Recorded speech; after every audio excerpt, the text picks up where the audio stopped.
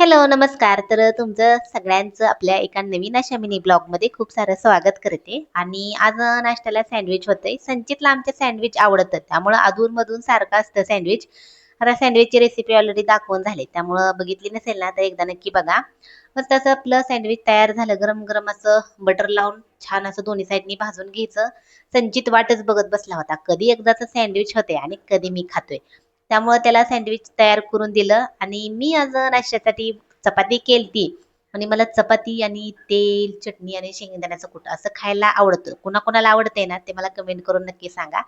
नंतर हे आहे संचितच्या पप्पांचा आमच्या कॅल्क्युलेटर. स्कूलमधलं आहे त्यांच्या कॉलेजचं. तर संचितने आमची त्याची किती अवस्था वाईट केली बघा. त्यांनी जेव्हा काढलं होतं ना, तेव्हा खूप नवीन होतं. वापरून वापरून पाडूनच जास्त खराब केलं त्यांनी. साहेबांच्या आता लवकरच एक्झाम सुरू होणार आहेत. त्यामुळे अभ्यासाची थोडीशी प्रॅक्टिस चालू आहे. जास्त काय बसायला आवडत नाही. जबरदस्तीने बसवावं लागतंय. त्यामुळे बसला होता थोडासा होमवर्क करत. तर चला, तुम्हाला आजचा छोटासा आपला मिनी ब्लॉग कसा वाटलाय कमेंट करून नक्की सांगायचा. व्हिडिओ आवडला तर लाईक, शेअर आणि सबस्क्राईब पण करा.